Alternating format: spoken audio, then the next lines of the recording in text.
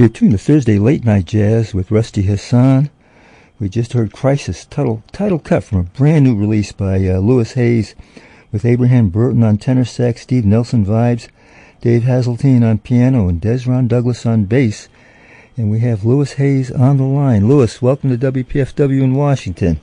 Thank you very much. Very glad to hear you and be online. Absolutely. Great to be here and be able to play your music. You know, we've been covering your music for decades. I've been on the air for about 55 years, and you've been on the air with me all that time. Yes, that's amazing. That's amazing. Rusty. Louis, I mean, you're one of the giants, but you played with a lot of the giants, like John Coltrane and Horace Silver and Cannonball Adderley. Tell us how you got into it all. Well, okay, starting out in Detroit, my father played drums and piano. My mother sang, and so instruments was around. And I started playing piano as a child, and I changed when I started playing drums, and I liked drums much more than I did piano. Struck a groove with the drums, and so as time went on, things just started taking shape. And I had a cousin. It was Clarence Stamps. Mm-hmm. He knew the drums, he knew the instrument very well. He knew how to read, he knew all the rudiments, and he was my teacher after I got to be at a very young age. And I really learned so much about this art form from Clarence Stamps. And things went on, and I played different situations in Detroit, Michigan. And pretty soon, actually, I had a group when I was about 15 in a teenage club called the Club Sedan. So it was Louis Hayes and his Sedanians. Okay. And yes, I used to play street dances and things like that. And to move forward very quick, Yusuf Lateef, who was well known in Detroit at that time, this art form. Mm-hmm. Yusuf, Curtis Fuller played trombone, Yusuf tenor saxophone and other instruments, and Curtis Fuller trombone, and there was a pianist, Hugh Lawson, pianist, and Ernie Farrell bass. But I was only about 18 at that time, so I worked at this club until they found out how old I was. That was the end of that job. Okay. And Doug Watkins, the bassist from Detroit, and Donald Byrd, who was appearing with Art Blakey in the Jazz Messengers at the time, but they were home for some occasion, and we had opportunity to be together one evening. So when they got back to New York, which things were changing, and Art Blakey was keeping the Jazz Messengers, and Horace Silver was starting his own quintet, mm-hmm. and they Doug and Donald requested, say, get Louis Hayes, the baby boy, called me out of Detroit. And so Horace called me up. Horace Silver called me in 56. It was August of 56. He called me, and I came to New York. That's what happened. My life changed from then on. Boy, it had to have been. So you were with Horace for a couple of years? I was with Horace from 56 to 59. Okay, yeah. I made his first 5 recording dates on Blue Note. Plus, I was at that time recording with other magnificent artists during that time. So that was a growing situation for me being away. Around all my heroes. Absolutely, at that young age. You did a recording with Coltrane around that time, and who were some of the others? Well, that recording, I recall it was entitled Main Street 58. Mm-hmm. And that was Wilbur Harding was a trumpeter. Right. And Tommy Flanagan piano, Doug Watkins bass, and Louis Hayes drums. And actually John Coltrane. And then I had opportunity to do a couple more. One was with Donald Byrd, trumpet, and actually John Coltrane, tenor sax. and Red Garland piano, and Paul Shavers bass. And there was another one with John Coltrane and damn it, my brain gets funny. Oh, how about that? And Kenny Dorham trumpet. Sure. And pianist. I know his name. I just can't say it right now in the basis. Yeah, well, but I had opportunity to do 3 with John Coltrane. Wow, boy, I'm just old enough to have caught him performing. I saw him at Newport and again here in D.C. At the Bohemian Caverns, and it was just a life-changing experience to really see him perform. You know, and for you at that young age to have played with him even before he got as famous as he did in the 1960s had to be something. So how'd you hook up with Cannonball? Well, we knew each other when he came here and had his first band. But while he was with Miles Davis Sextet, we played opposite each other, and that's it. We all in tune together. We knew each other. But one evening, Birdland on 52nd Street, it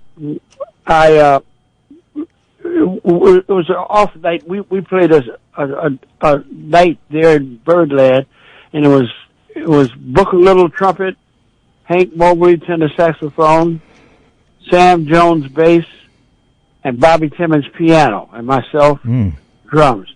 And when the job was over that evening, Sam Jones came to Bobby Timmons and myself and said that Cannonball was started leaving Miles and started put his own group together again. And so I had been with Horace for 3 years and was having a very nice time with Junior Cook and Blue Mitchell and Gene Taylor bass. And we were very close friends, and I was very close to Horace Silver. I really was. But after thinking about it and talking it over, I decided to go with Cannon. And that was in 59, excuse me, yes, 59. I was with him from 59 to 65. 6 years. And there was a real family affair with Cannonball and Nat and Sam Jones. Sam and myself struck such a relationship that they call us a dynamic duo. Okay. And, you know what I mean? Boy, absolutely. Yes, and we had opportunity to record with a lot of magnificent artists because they wanted the feeling and the sound that Sam and myself had together. So that was a magnificent time in my life. We made a lot of history, did a lot of traveling.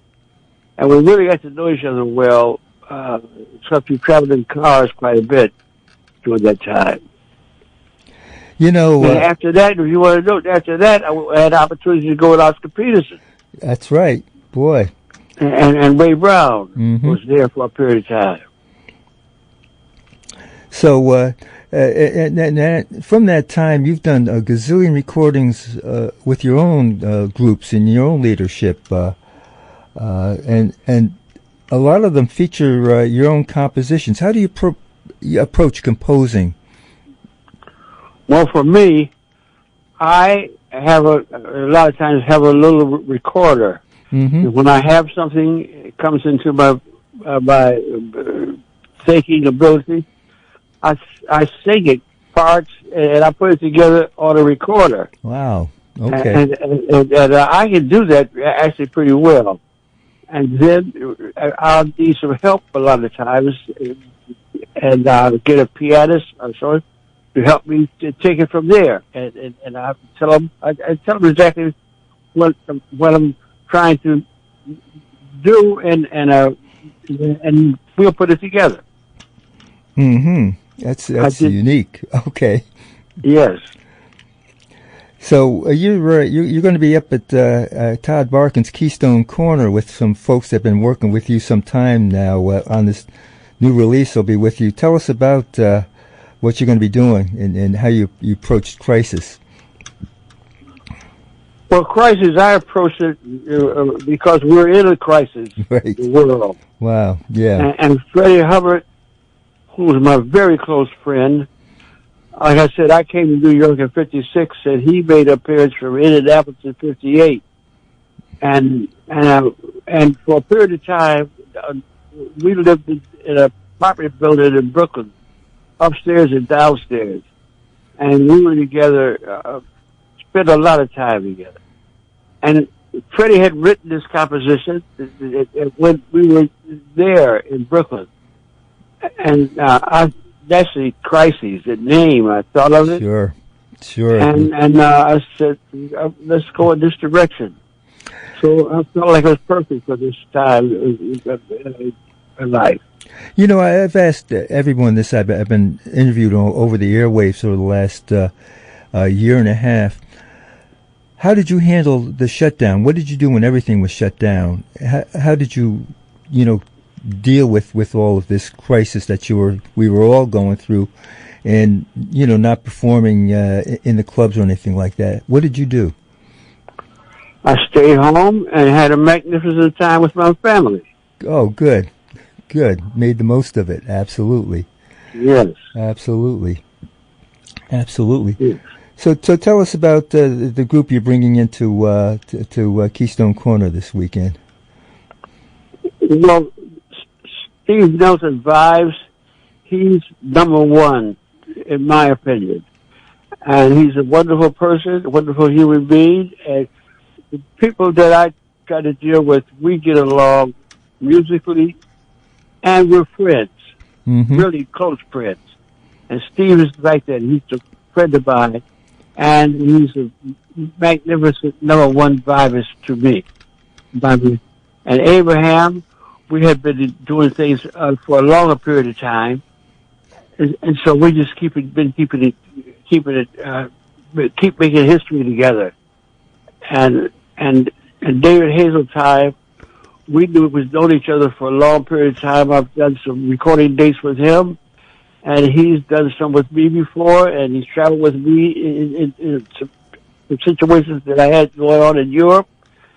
And Desrod is really special to me. He has my back. When I need someone to really help me in certain situations, Desrod is always there. So that's the way it works. And I mostly I came up with a family of artists with poets that I always depended on, and we were great friends. And with Cannonball, it went to the next level. And I'm keeping it going in the same direction in my life. Sometimes I have to mention things about liner notes, because the liner notes for Crisis was written by someone very special, Maxine Gordon, who obviously had a stronger connection with the recording than just writing liner notes. Tell us about Mrs. Gordon, who's an incredible writer, written the biography of Dexter Gordon, to say the least. But tell us about that connection. Well, Max is she's my partner, my sister, but my partner in this venture that I'm musical life adventure that I'm on. So we met. I don't know what year it was, but it was pretty good in the '70s. And when I had a group with Junior Cook, it was Lewis Hayes Junior Cook Quintet featuring Woody Shaw, Roddy Matthews piano, Stafford James bass, and she took care of us started at that period of time. So it's been off and on for all of these years, and I wouldn't want it any other way. That's for sure. Well, we're looking forward to your performance at Keystone Corner. Todd Barkin's been a real lifesaver for the music in the Baltimore, Washington area, keeping the club open, doing a lot of streaming when he couldn't have an audience, keeping it safe for the audience now that he's got groups coming back in for live performances. And I'm really excited that you're going to be playing up at the corner. And again, I got queued up your composition, Creeping Crud. Unusual title. Tell us about it before I play it. Oh, okay. Yeah, it is a very unusual title, but that was that's been a conversation that came into my head, and I had a pianist help me put it together. I just sang it to him, and he put it together. But anyway, the title was something that Doug Watkins. We lived together for a period of time when I was first here in '56, and Doug had a way with words. And when you got any kind of ailment, he would say, "Well, you have the creeping crud." Wow. Okay. Yes. So I've thought about Doug ever since we were so close, and this was just something that I thought about him, and so I named it Creeping Crud because I was thinking of Doug Watkins. Doug Watkins, absolutely. Well, Louis Hayes up at Keystone Corner in Baltimore. The website is KeystoneCornerBaltimore.com, and you can also call the number 410-946-6726 to check on reservations and catch Louis Hayes up in Baltimore. Louis, it's been a real honor to talk to you tonight. I want to thank you for calling in, and I'm going to have to make it up to Baltimore to catch you this weekend. Thanks again for calling in. All the best to you. All the best to the people who are listening. Oh, thanks again. Thank you very much. All right, people are listening. Oh, thanks again. Thank you very much. All right, people are listening.